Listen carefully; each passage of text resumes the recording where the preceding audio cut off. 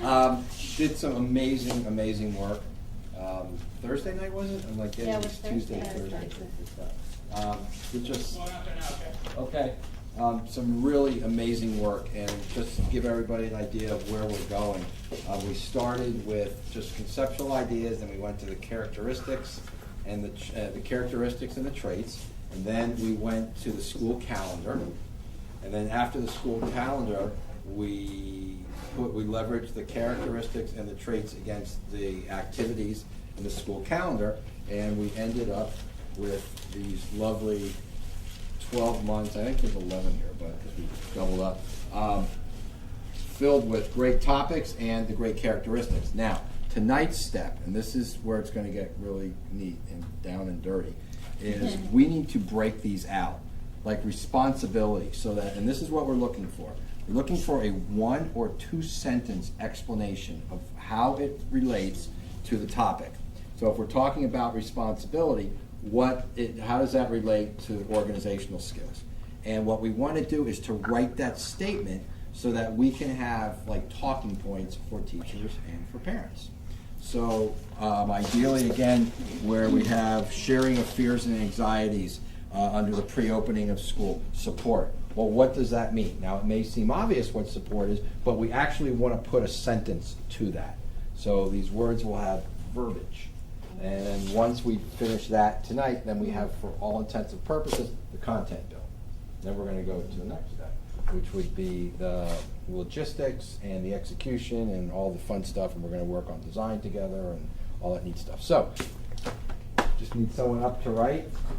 I was in the middle of my name. I was gonna get up. Yeah, I saw My name it. is really long. So use all the paper and half the space is right. Okay, first one that we're looking at is under organizational skills. I should still have this, right? Yes, yeah, let's do that. Is this okay? Because I'm a paper saver. So it's responsibility as it relates To to organizational skills. As Correct. it relates to pre-opening of school. Yeah, it's organizational skills, the new rules, things to look forward to, sharing of fears and anxiety, and bully violence, all fall under the overall topic of, in August, of pre-opening of school. So that's how the hierarchy is working.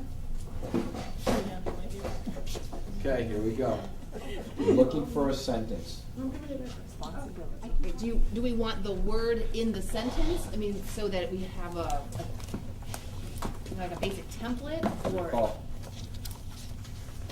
do you want like responsibility dash and then the sentence? It's ideally, it would be a sentence that is quotable. We could put in quotes, so we would say something like,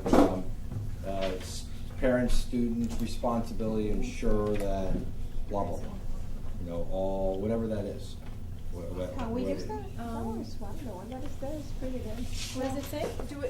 We wanted to focus on organizational skills, right? So we want to say maybe children should be responsible for organizing their school supplies, like in that Okay. respect, if we're talking about organizations.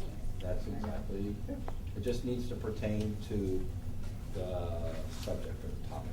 So students should organize their school supplies at this time, like is that like a topic? So should we stay that narrow, or students should have the responsibility of organizing school supplies, book bags, morning routine, Binders. yeah, that kind of stuff. Students have the responsibility. Erwin Adler. Students have the responsibility of being prepared for school. Hello?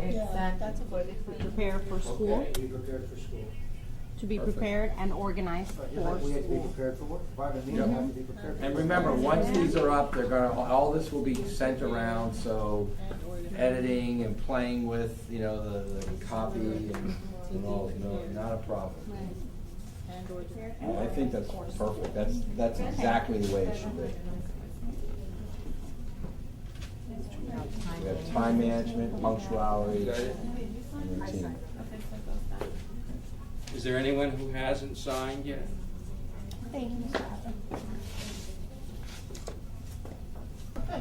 Or something What that about you a should. statement about having your getting ready the night before? Yeah. Would that be something we could put, like, Definitely. like deciding on your outfit, Definitely. having your bag packed by the door? I start doing that at home. I can get Abigail to prepare herself. It's a matter of preparation. Teaching them to prepare. Because if they're not prepared, what's going to happen tomorrow when it's last minute and they have to rush? What could happen? So maybe we should, put down what to prepare, and if they're not prepared, what could happen if they don't prepare? Some things that could happen if they're not prepared. I think that if we go that route in terms of ramifications, this will take forever. Now, I do think there's a place for that. Yeah, but go ahead. Should it be maybe more like decide together what your at-home routine is, nighttime and morning, or something, a little more generic? That's good. That works. Your nighttime and morning routine Yeah. to get to school on time. Right. Know how to handle your time. Be prepared to be early in the morning in school. That's a little bit more generic, but it involves, because every family is different, what you just said. So something like each person or each family member should have a routine, an evening and a morning routine to help them get to school on time, or something like that. So that includes routine, punctuality, and time management. Or know your tasks or your duties or. So they'll Decide call on a me family first, they'll plan call me to get to school on time? I'll or- tell them not. What's my sentence? Each member, each family member. The alarm company calls you. In other words, Should have did she say a the alarm went off, or the thing morning was and working? evening What routine. happened?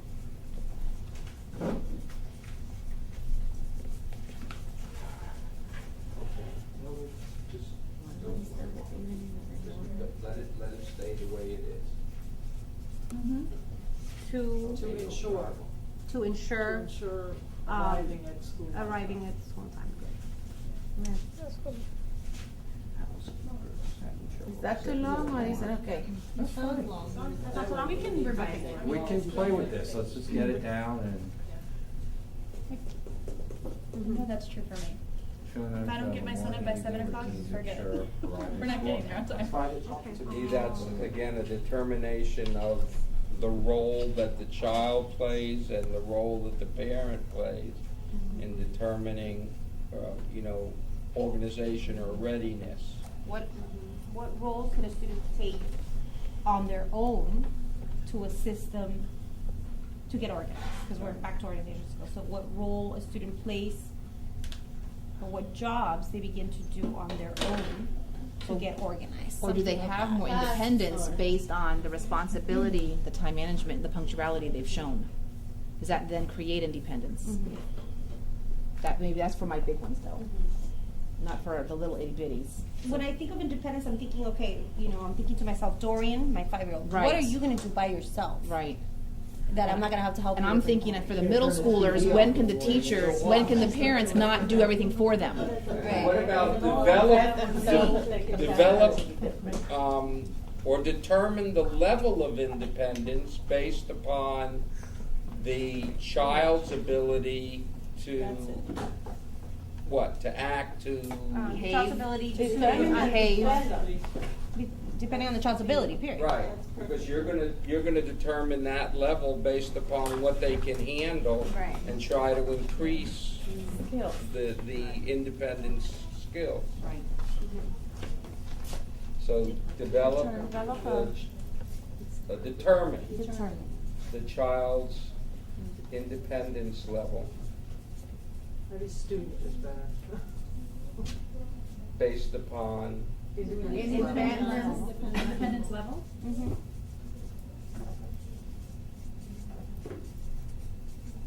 Based on,